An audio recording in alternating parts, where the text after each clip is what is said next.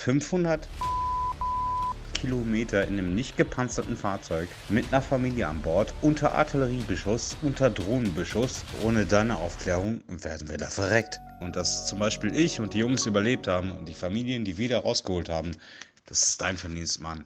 What you just heard was a voice chat excerpt from a former operator sent to me referring to and then concerned with evacuations from Ukraine, February 2022 onwards. More about this and some crucial tips for your own safety soon in the video.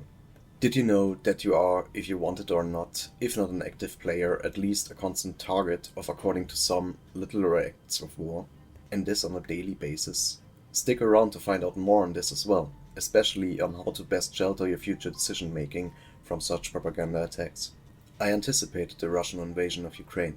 Yet, anticipating does not necessarily shield one, neither from shockwaves running through several industries, as well as personal circles, nor the hectic activity security circles fell into when the first news arrived. The next few weeks still are a single blur to me, as no one slept much, regularly or at all at many nights, in maybe 1 or 2 hours, when exhaustion literally let people collapse once they hit the next suitable free surface. Many had to be ordered to. The price for evacuations from, for example, Kiev immediately spiked into the 5 digits, not for armored transport with armed escort, but for regular buses, which take off from a deemed safe assembly gathering area. To reach it, the individuals and families still had to manage themselves. In the first days and weeks of a full-scale invasion of our, as we still thought then, capable major global player's army, whose highly modern forces might overtake the domestic ones in mere weeks or rather even days. The Russian advances had to be monitored, mostly through OSINT, and what spread out contacts were able to communicate, as all army contacts, as you can imagine, were kinda preoccupied with larger concerns. Routes, safe houses, supply drops and temporary shelters along the way had to be found, established and updated. Local points of contact to be activated, if they were reachable. In Ukraine, located production facilities to be emptied and relocated into less likely to be hit buildings to set up shop there, while much of local staff was either sheltering in place at home, fleeing west, or literally running east towards the fighting. Requests for assistance letting phones never stand still, pleas for help having to be appeased with a heavy heart, having to tell people all capacities are either in the field or rolling out again as we speak, to make their next tours to get new people from the east and the capital to leave if possible, and to any other westward border crossing if not. Such was the panic of late February and early March 2022. I can't recall when exactly it was, I think end of the second or third day, but when I asked an affiliated team leader about maps and routes updates I provided for free for a wider network, I can literally recall the words, "No plans for the East anymore. The East will soon be lost." The mentioned overall constant activity and being bombarded with dire sounding information constantly could have made everyone extra pessimistic in their estimations when Route X Epsilon might be closed, while first losses among the citizens and private industry evacuation efforts started to occur. Well, such was the situation in a loosely affiliated back office far away in another country, trying to be as useful as possible. Yet about some minutes later, when I took a deep breath and short pause, the phrase, "We do not expect to be able to exfil anyone anymore from the eastern Ukrainian territory soon," made me reconsider. So private military contractors as well as regular armies in recent decades mostly had to secure and engage against insurgencies.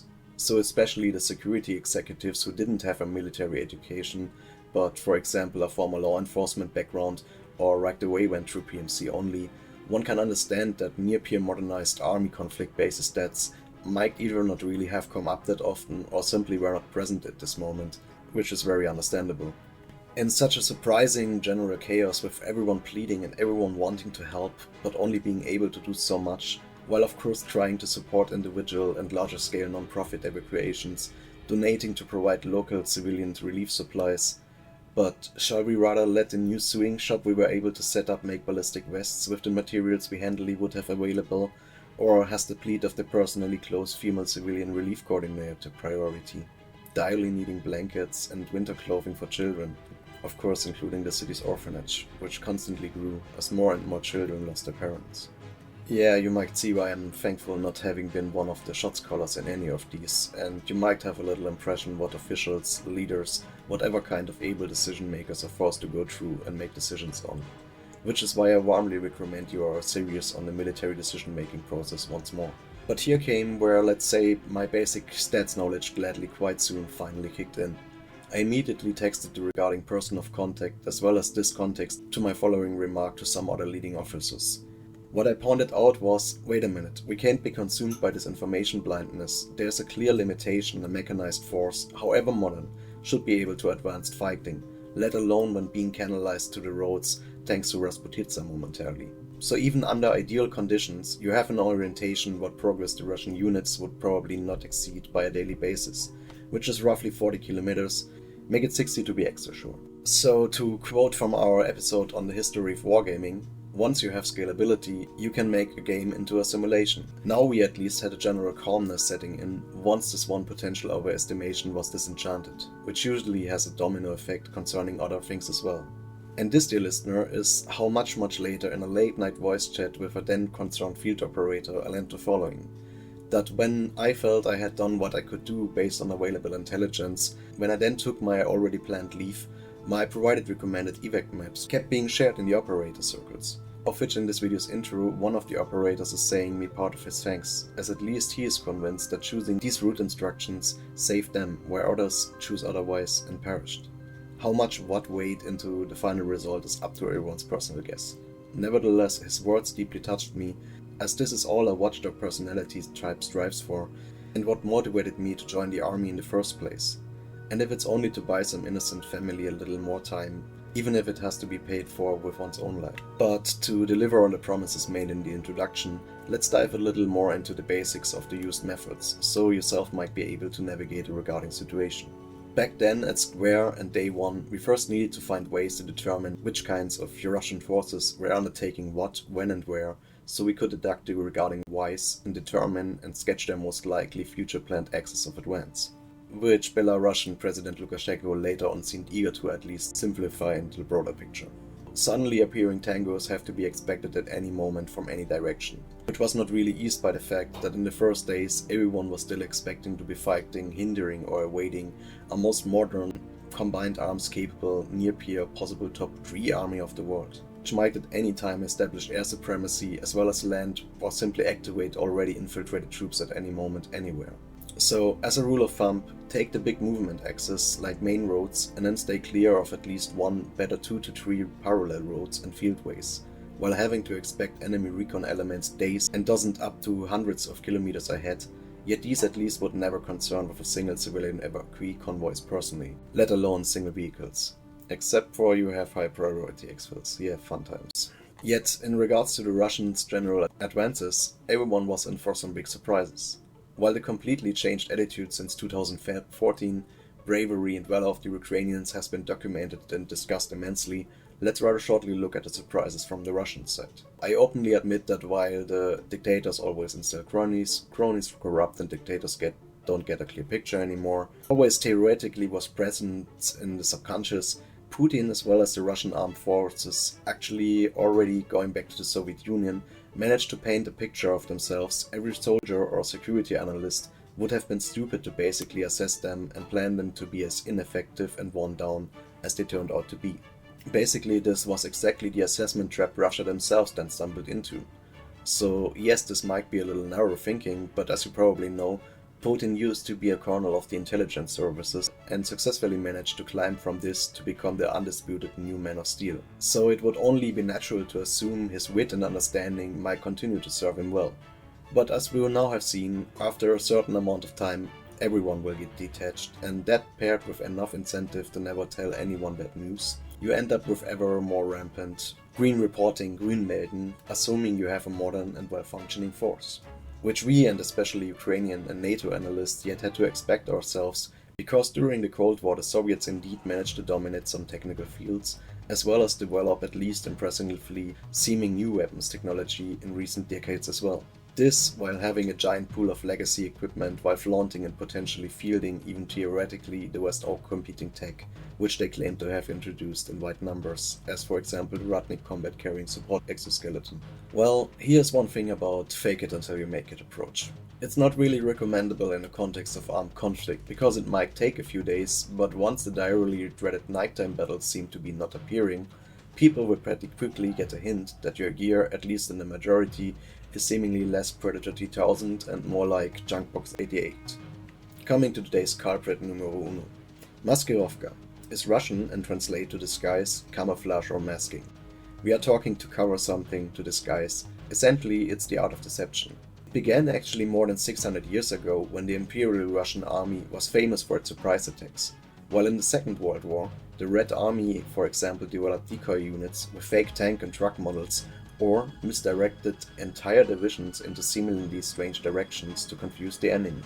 Its latest evolutionary expression it found in 2014.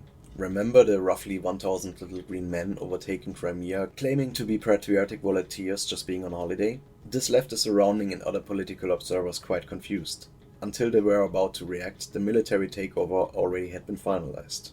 Julian Lindley French of the Canadian Global Affairs Institute addresses this now by saying that we are living in a world where strategic Maskirovka is being leveraged, basically intending to keep the enemy off balance and insecure of his perceptions on a daily basis. Ever doubting possible recommended courses of action, always guessing Moscow's true intention, willingness to escalate and possible next moves, based on often irrational seeming preceding ones. The few key ingredients to Maskirovka are as follows. 1. The element of surprise. 2. Ways of disguising one's intentions and actions. And 3rd, which you surely are familiar with by now on one way or the other, a campaign of disinformation. On the propaganda front, Lindley French illustrates that once Russia is confronted with an allegation, it not only denies, but it also deflects and distracts by kicking off not only counter-allegations of Russophobia, Western plots, conspiracies, witch hunts, anti-Russia hysteria, but actually also seeks to spread several deviating narratives, creating such a confusion and keyboard warrior trench battles. He whom cannot persuade, as lead should create confusion. As Sun Tzu already noted, all warfare is based on deception. In reality, yet we discovered soon, not only had Russia failed to equip its troops, let alone develop domestic production capacities for night vision, but also not even were their communications encrypted, allowing for all kinds of harassment, sabotage and intelligence gathering to their dire disadvantage. And as corruption had been allowed to become this endemic, the northern advance on Kiev actually might partly have fallen flat, because its guns actually traded in hundreds of thousands of liters of fuel for basic supplies while on training exercises in Belarus. And this is already where we come to the solutions. As a great cat once said, you can't escape from propaganda, you can't run from it, you can't hide from it, all you can do is to educate yourself about it.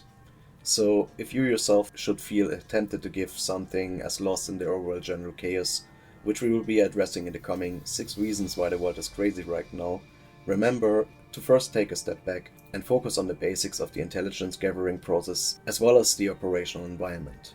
Reflect on basic facts and starting from these, undertake on research and situational determinations and assessments.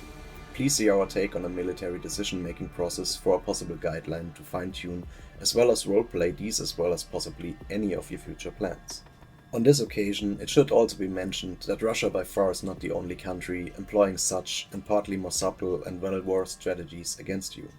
In such times, it is imperial to either stay up to date yourself, or, if you confide in yourself your trust to information providers and possible solution promisers, pick those which tend to keep a cool head, shy away from simplified populism, and undertake basics analysis, instead of joining in on massive deceptions or even psychosis, which we also come to later to next year.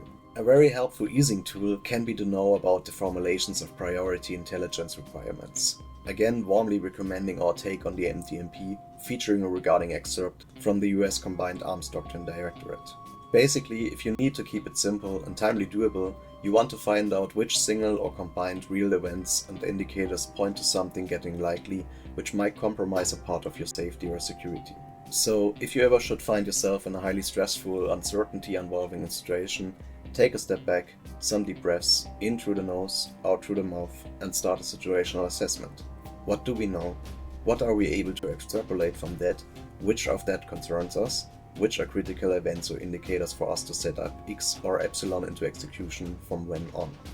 As a last rule of thumb recommendation, always expect the worst and you will always only be positively surprised. Ja, aber erinnerst du dich an deine Aussage damals, wo du gesagt hast, ihr werdet beschossen? Und alle so, nee, Zeitfenster passt und du so, ihr werdet beschossen. Wer wurde beschossen? Über 200 Kilometer? Wir! From this outgoing, set regarding risk matrices with likelihood of occurrence and damage if so, and then start drawing up regarding worst case plans. I'm not saying drop everything and don't care about your revenue for so long. but to take some part of your time aside for continuous risk management and preparation development, so if X occurs, you at least know you have the proper reactions on paper epsilon and have to do Z first. Let me know your thoughts in the comments, and especially let me know if you know the World War II parallel US Maskirovka operations name, which according to some greatly helped with the success of Normandy's Operation Overlord. Please note only wrong answers allowed. In this spirit, take care and stay aware, dear friend. We thank you for your attention. This concludes my elaborations.